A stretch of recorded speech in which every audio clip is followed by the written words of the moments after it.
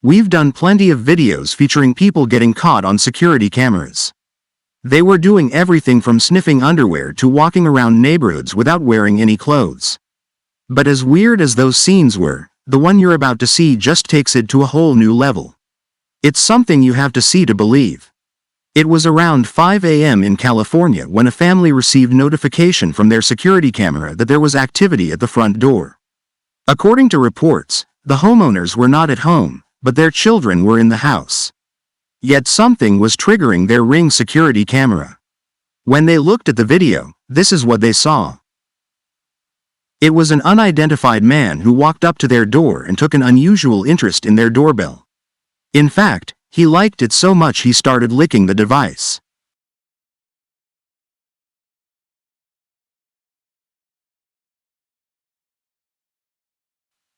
We have absolutely no idea what kind of thrill he got from doing this. But as you can clearly see, he thoroughly enjoyed the experience. Fortunately, the children were safe inside the home and had no interaction with the man. Police said that the man continued licking the doorbell for more than 3 hours. Let's put that into perspective. 3 hours is 180 minutes. The movie The Godfather is 175 minutes long. That means you could watch the entire Godfather movie. And when it's over, this man would still be outside licking the doorbell. In addition to performing this taste test, officers said the man also appeared to relieve himself in the front yard. Sounds like this guy really wanted to mark his territory before leaving. According to police, that is pretty much all the man did. And surprisingly, the homeowner took the whole thing in stride by saying, "You kind of laugh about it afterwards because technically he didn't do anything." Well, many people would probably disagree with that. After all, while he didn't cause any damage, the property owner will still have to disinfect the doorbell. At least the 33-year-old suspect hung around long enough for police to show up and arrest him. He faced multiple charges including prowling and violation of his probation. We're also pretty sure his mental health will be evaluated. And as crazy as it sounds, a very similar incident happened in Florida around the same time as the previous incident. In this video, a man is seen standing outside the homeowner's front door. He's holding some type of publication. He appears to be using it as a tray to hold something. He then licks whatever is on the book and proceeds to lick the doorbell camera.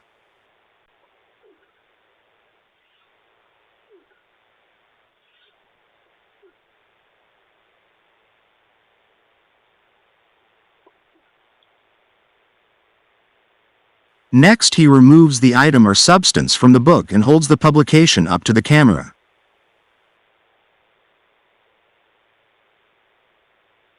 He then starts pointing at various sections of the front page as if he's trying to tell the residents something.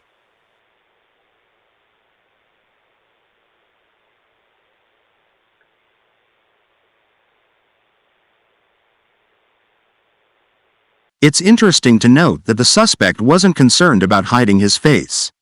Because of this, the homeowner was able to identify the man and inform police that he once lived in the neighborhood but is now homeless. They said he initially would only ask them for cigarettes, but recently he started showing up more often. Police have been notified and the suspect is now on their watch list. These two bizarre incidents clearly show that there are some really strange people wandering around neighborhoods. Thus, it makes perfect sense to invest in a decent security camera.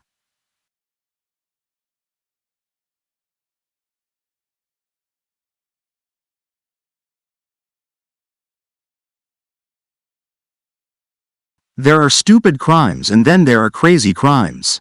But this next story would be classified as crazy stupid. It's about a student in Taiwan named Liao who was dealing with losses from trading cryptocurrency. In addition, he had tricked his friend from high school, named Zhang, into signing a legal note obligating him to pay about $800,000. That meant his friend Zhang was now in debt as well. He even told Zhang that gangsters were pursuing him and they had to get the money back by any means possible. Liao then came up with a plan to carry out insurance fraud for $1.3 million. The plan was for his friend Zhang to have his legs amputated and file an insurance claim.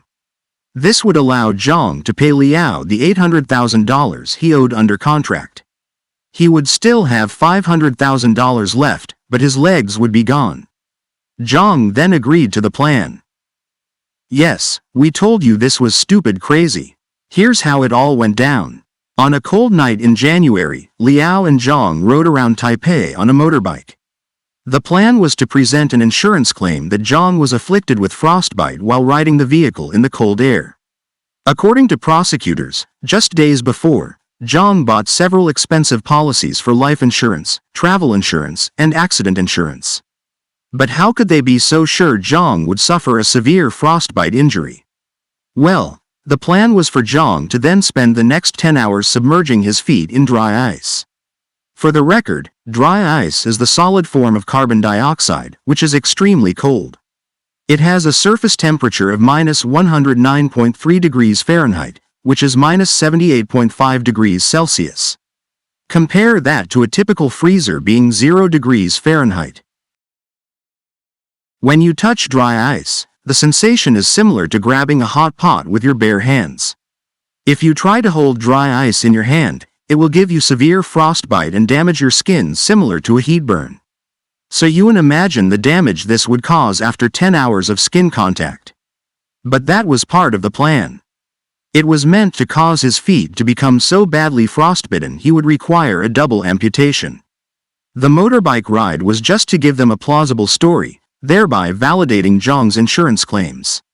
Meanwhile, Liao could act as his witness. But when Zhang entered the hospital to be treated, the medical staff were immediately suspicious. His legs didn't have any shoe or sock marks, and his injuries appeared symmetrical, which were inconsistent with a naturally occurring frostbite injury. Also, the night the incident occurred, the weather never reached sub-zero temperatures typically associated with frostbite. So after the hospital amputated Zhang's feet just below the calf, they reported the suspected fraud to authorities. Upon investigation, police found the plastic bucket used to freeze Zhang's feet along with the several different insurance policies he took out just days before. Meanwhile, prosecutors reported that Zhang had started filing his insurance claims and had so far already received $7,200.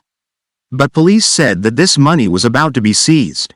So after all that, both men get busted for fraud. In addition, Zhang lost both legs and doesn't get the $1 million claim. And he even has to return the $7,200 he received. Plus, all that debt from trading cryptocurrency still has to be paid back as well. In the end, the two men were charged with fraud and aiding and abetting serious injury. The latter charge carrying a sentence of more than 5 years at the minimum. Yeah, that was crazy stupid.